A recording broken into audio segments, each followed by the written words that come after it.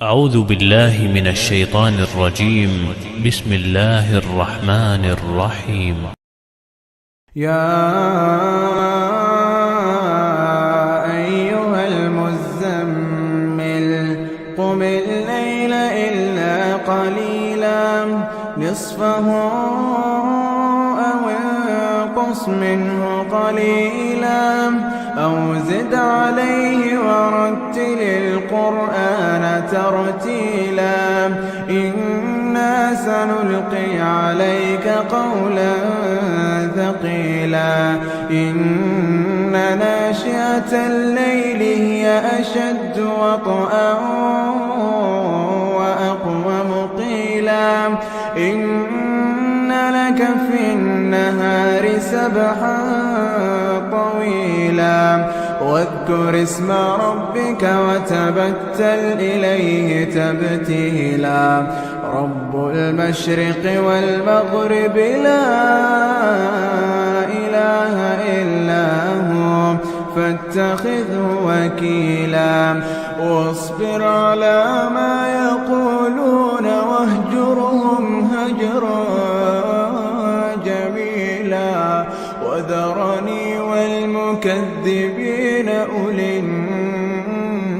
النعمة ومهلهم قليلا إن لدينا أنكالا وجحيما وطعاما ذا غصة وعذابا أليما يوم ترجف الأرض والجبال وكانت الجبال كثيبا مهيلا إنا أرسلنا إليكم رسولا شاهدا عليكم كما أرسلنا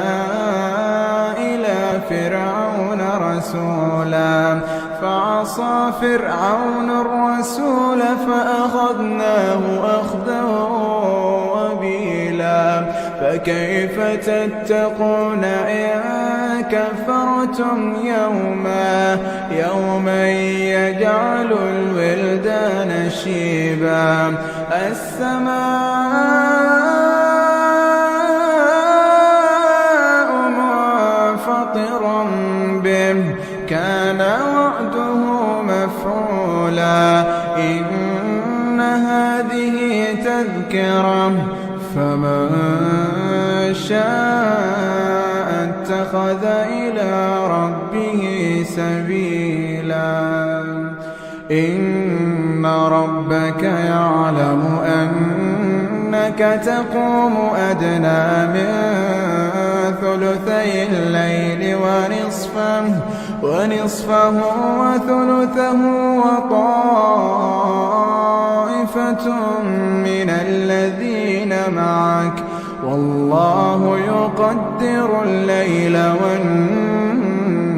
والنهار علم أن لن تحصوه فتاب عليكم فاقرؤوا ما تيسر من القرآن علم أن سيكون منكم مرضى وآخرون يضربون في الأرض يبتغون من